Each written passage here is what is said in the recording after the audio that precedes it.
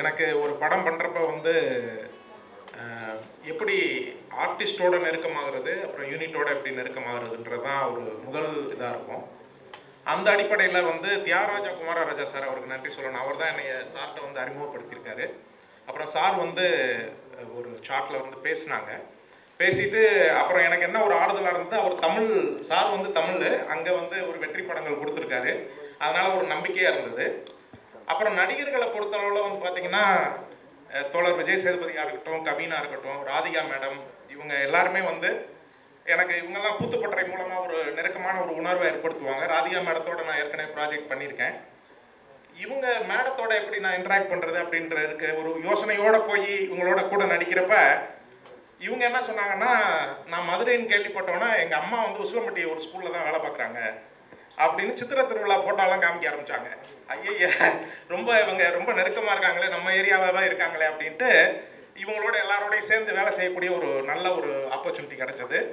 இதில் எனக்கு ரொம்ப என்னென்னா, இவங்க எல்லாம் கூத்துப்பட்டுற இப்போ சாரு பூஜா மேடத்தோடலாம் ஒர்க் பண்ணுறப்ப எனக்கு நேஷனல் ஸ்கூல் ஆஃப் ட்ராமாவில் நான் படித்தப்ப எங்கள் ஃபேக்கல்ட்டியோட எப்படி இன்ட்ராக்ட் பண்ணுவோம், அங்கே இருக்கிற ஹிந்தி டீச்சர்ஸ், ப்ரொஃபஸர்ஸ், அவங்களோட வேலை செய்கிற மாதிரியான ஒரு சூழ்நிலை அருமையாக இருந்தது.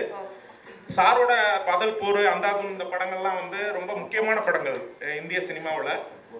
அந்த அடிப்படையில் அவர் என்ன பண்ணுவாருன்னா, ஃபஸ்ட்டு ஸ்கிரிப்ட், அதுக்கப்புறம் ஸ்பேஸை வந்து ரொம்ப பக்காவாக வந்து கிரியேட் பண்ணி வச்சுருவார். நீங்கள் அந்த படங்கள்லாம் பார்த்தீங்கன்னா அவரோட அலைகள் உணர்வு எப்படி இருக்குன்றது தெரியும்.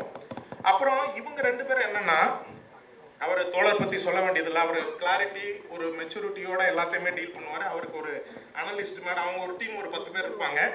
அவங்கெல்லாம் சேர்ந்து ஃப்ரேம் முதற்கொண்டு எல்லாமே அவர் நடிக்கிறது எல்லாத்தையும் பார்த்துட்டு இருப்பாங்க.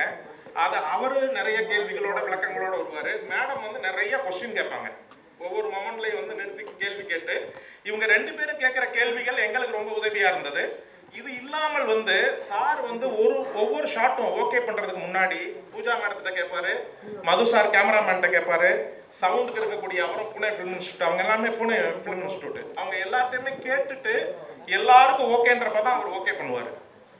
ரொம்ப அதாவது எங்களுக்கு என்னன்னா, இது வந்து ஒரு இன்டர்நேஷனல் ஃபிலிம் ஒர்க் பண்ண மாதிரி எனக்கு இருந்தது. ஏன்னா மேடமோட ஆக்சென்ட் எல்லாமே வந்து ஒரு யூகே இதாக இருக்கும், எல்லாமே ஒரு இன்டர்நேஷனல் சர்வதேச ஒரு படம் மாதிரி இருக்கும். அப்புறம் சாரோட டைரக்டர் சாரோட ஒரு ஒரு அவர் வந்து எதையுமே ரொம்ப ரொம்ப சீரியஸாக ரொம்ப தலையில் தூக்கி வச்சுட்டு ரொம்ப பதட்டத்தோட அப்படிலாம் இருக்க மாட்டார், ரொம்ப கூலாக இருப்பார். அது வந்து எனக்கு என்னன்னா எங்களுக்கு ஒரு பெரிய ஃப்ரீடத்தை கொடுத்தது, ஒரு பெரிய சுதந்திரம்.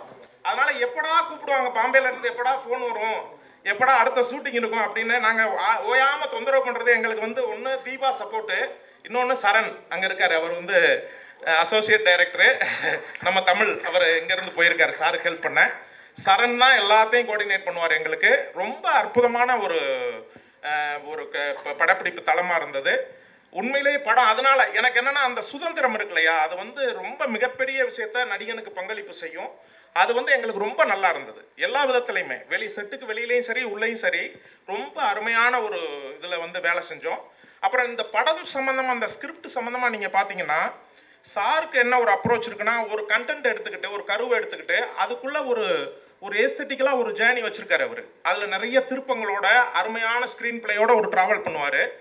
அதுக்குள்ளே பாத்திரங்கள்லாம் வந்துட்டு போகும். அந்த மாதிரி இந்த கதைக்கு வந்து ரொம்ப பிரமாதமான ஒரு விஷயத்த ஸ்கிரிப்டில் பண்ணியிருக்காரு. அதை நீங்கள் வந்து பொறுத்திருந்து பார்க்குறப்ப ரொம்ப நல்லாவே இருக்கும். எனக்கு என்ன மகிழ்ச்சினா, இப்போ தோழர் இவங்க மேடம் காம்பினேஷனில் தமிழில் ஒரு படம் வருது.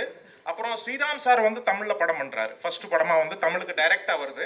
இது வந்து மிகப்பெரிய ஒரு இது உண்மையிலேயே வந்து பேன் இண்டியான்னு நம்ம நிறைய பேசுகிறோம்.